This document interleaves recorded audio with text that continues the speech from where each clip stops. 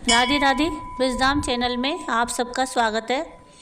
आज हम सुनेंगे माघ महीने या अगैन महीने में सुनी जाने वाली माँ लक्ष्मी माता की व्रत कथा, जो गुरुवार की व्रत कथा है।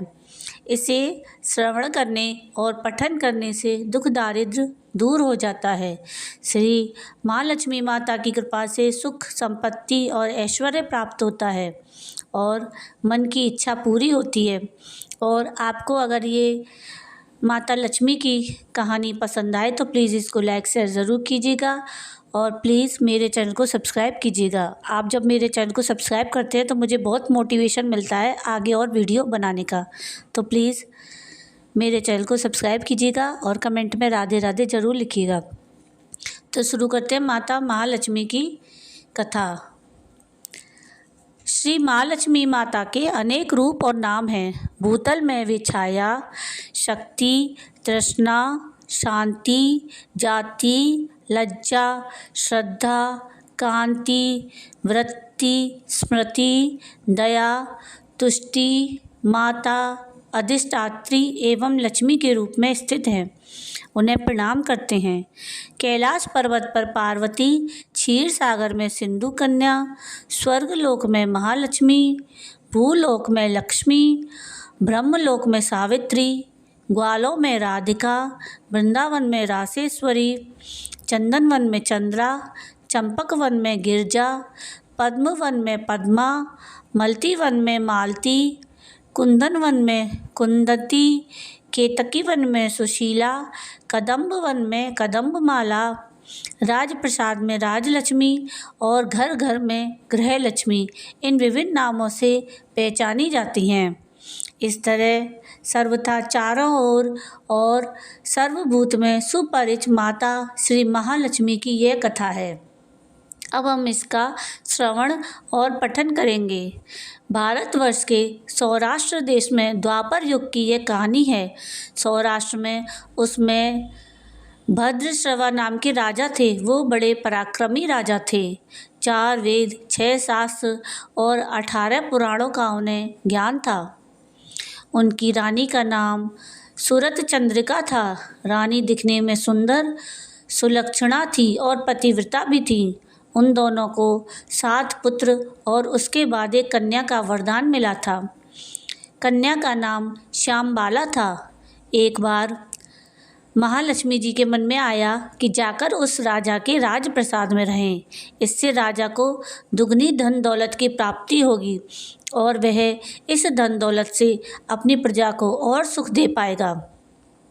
गरीब के घर अगर रहे और उसे धन दौलत प्राप्त हो तो वह स्वार्थी की तरह केवल अपने ऊपर ही खर्च करेगा। यह सोचकर श्री महालक्ष्मी जी ने बूढ़ी ब्राह्मण स्त्री का रूप धारण किया। हाथ में लाठी लिए लाठी के सहारे रानी के द्वार तक पहुंची।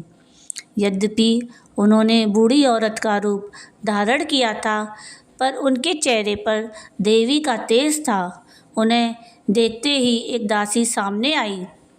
उसने उनका नाम, काम, धाम, धर्म सब पूछ डाला। तो वृद्ध ब्राह्मणी का रूप धारित माता लक्ष्मी ने कहा, बालिके, मेरा नाम कमला है। मेरे पति का नाम भुवनेश है। हम द्वारिका में रहते हैं। तुम्हारी रानी पिछले जन्म में एक वैश्य की पत्नी थी। वह वैश्य गरीब था। दारिद्र्य के कारण हर रोज़ घर में झगड़े होते थे और उसका पति उसे रोज़ मारता था। इन बातों से तंग आकर वह घर छोड़कर चली गई और वन जंगल में खाली पेट भटकने लगी। उसकी इस दुर्दशा पर मुझे दया आई। तब मैंने उसे सुख संपत्ति देने वाली श्री महालक्ष्मी जी की कथा सुनाई। मेरे कहने पर उसने श्री महालक्ष्मी जी का व्रत किया। श्री महालक्ष्मी जी प्रसन्न हुई। उसकी गरीबी दूर हुई। उसका घर संसार दौलत, संतति और संपत्ति से भर गया। बाद में पति पत्नी दोनों परलोक सिधारे। लक्ष्मी व्रत करने के कारण वे लक्ष्मी लोक में रहे। उन्होंने जितने साल महालक्ष्मी का व्रत किया उतने हजारों साल उन्हें सुख भोग मिला। इस जन्म में उनका जन्म राजघराने में हुआ है, परंतु वह श्री महालक्ष्मी का व्रत करना भूल गई है। उसे यह याद दिलाने मैं यहाँ आई हूँ। बुढ़िया की बातें सुनकर दासी ने उन्हें प्रणाम किया और श्री महालक्ष्मी का व्रत किस तरह किया जाए इस बारे में पूछा। बुढ़िया रूप धारण किए हुए श्री महालक्ष्मी माता ने दासी को पूजा की विधि और महिमा बताई। इसके बाद वह दासी माता को प्रणाम कर रानी को बताने अंदर चली गई। राज वैभव में रहते हुए रानी को अपने ऐश्वर्य का बहुत घमंड हुआ था। संपत्ति और अधिकार की वजह से वह उन्मत्त हो गई थी। दासी द्वारा बताई गई बुढ़िया की बातें सुनकर वह आग बबूला होकर राजद्वार पर आकर बुढ़िया रूपी श्री महालक्ष्मी पर बरस पड़ी। उसे यह मालूम नहीं था कि श्री महालक्ष्मी माता बुढ़िया का रूप धारण किए द्वार तक आई हैं। परंतु रानी का इस कदर रूखा बर्ताव और अपना अनादर देखकर माता ने वहाँ रुकना ठीक न समझा। वो वहाँ से चल पड़ी। राह में उन्हें राजकुमारी श्यामबाला मिली। उन्होंने श्यामबाला को सारी बात बताई। श्यामबाला ने अपनी ओर से श्री महालक्ष्मी माता से क्षमा मांगी। माता को उस पर दया आई। उन्होंने श्यामबाला को श्री महालक्ष्मी व्रत के बारे में बताया। उस दिन अगेन यानी मार्गशीर्ष माह का पहला गुरुवार था। श्यामबाला ने परम श्रद्धा से श्री महालक्ष्मी का व्रत रखा। फलस्वरूप राजा सिद्धेश्वर के सुपुत्र मालाधार से उसका विवाह हुआ। वह धन दौलत ऐश्वर्य वैभव से माला माल हो गई। पति के साथ ससुराल में आनंद से दिन बिताने लगी। इधर श्री महालक्ष्मी का रानी पर प्रकोप हुआ। फलस्वरूप राजा भद्रश्रवा का राज्य एवं राज कारोबार नष्ट हो गया। यहाँ तक कि खाने के लाले पड़ गए। ऐसी हालत में एक दिन रानी ने राजा से निवेदन किया, हमारा दामाद इतना बड़ा राजा है, धनवान है, ऐश्वर्यशाली है, क्यों ना उसके पास जाएं और अपना हाल उसे बताएं, वह जरूर हमारी मदद करेगा। इस बात पर राजा भद्रश्रवा दामाद के पास रवाना हुए। राज्य में पहुंचकर एक तालाब के किनारे थोड़ी देर विश्राम करने के लिए रुके। तालाब से पानी लेने आते जाते दासियों ने उन्हें देखा। उन्होंने विनम्रता से उनकी पूछताछ की। जब उन्हें यह मालूम हुआ कि वे रानी श्यामबाला के पिता हैं तो दौड़ते हुए जाकर उन्होंने रानी को सारी बात बताई।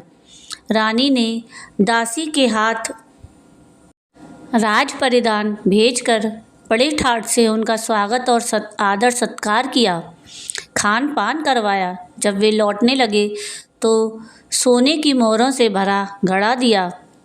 राजा भद्रश्रवा जब वापस लौटे तो उन्हें देखकर रानी सूरज चंद्रिका खुश हुई। उन्होंने सोने की मोहरों से भरे घड़े का मुंह खोला, पर हाय भगवान, घड़े में धन के बदले कोयने मिले। यह सब श्री महालक्ष्मी के प्रकोप से हुआ। इस प्रकार दुर्दशा में और कई दिन बीत गए। इस बार रानी स्वयं अपनी कन्या के पास गईं। वह दिन अगहन माह का अंतिम गुरुवार था। श्यामबाला ने श्री महालक्ष्मी का व्रत किया, पूजा की और अपनी माता से भी व्रत करवाया। इसके बाद रानी अपने घर आई। श्री महालक्ष्मी का व्रत रखने पर उसे फिर से अपना राजपाट, धन दौलत और ऐश्वर्य प्राप्त हुआ।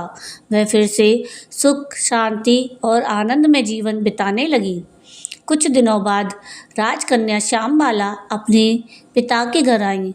उसे अपने घर देखकर सूरज चंद्रिका को पुरानी बातें याद आईं। यही कि श्यामबाला ने अपने पिता को घड़ा भर कोयला दिया था और उसे तो कुछ भी नहीं दिया था। इसी कारण श्यामबाला को पिता के घर आने पर उसका कोई आदर आतिथ्य नहीं हुआ, बल्कि अनादर हुआ। पर उसने इस बात का बुरा नहीं माना। अपने घर लौटते समय उसने पिता के घर से थोड़ा नमक ले लिया। अपने घर लौटने पर उसके पति ने पूछा, अपने मायके से क्या लाई हो? तो इस पर उसने जवाब दिया, वहाँ का सार लाई हूँ। पति ने पूछा, इसका मतलब क्या हुआ? तो श्याम बाला ने कहा, थोड़ा धीरज रखें, सब मालूम हो जाएगा। उस दिन श्याम बाला ने सारा भोजन नमक डाले बिना बनाया और परोसा। पति ने खाना चखा, सारा खाना नमक बिना था, इसलिए स्वाद न आया। फिर श्याम बाला ने थाली में नमक डाला, इससे सारा भोजन स्वादिष्ट लगने लगा।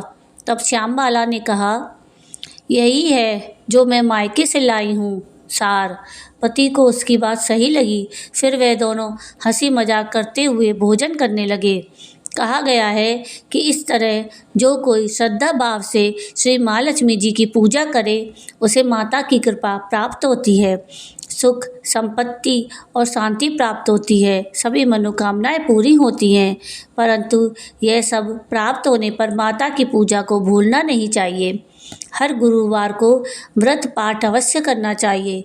इस तरह श्री महालक्ष्मी की महिमा भक्तों की मनोकामना पूरी करती है। जय महालक्ष्मी माता की।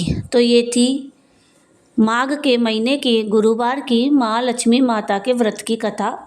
और अगर आपको ये कथा पसंद आई हो तो प्लीज़ इसको लाइक शेयर कर ज़रूर कीजिएगा और मेरे चैनल को सब्सक्राइब कीजिएगा।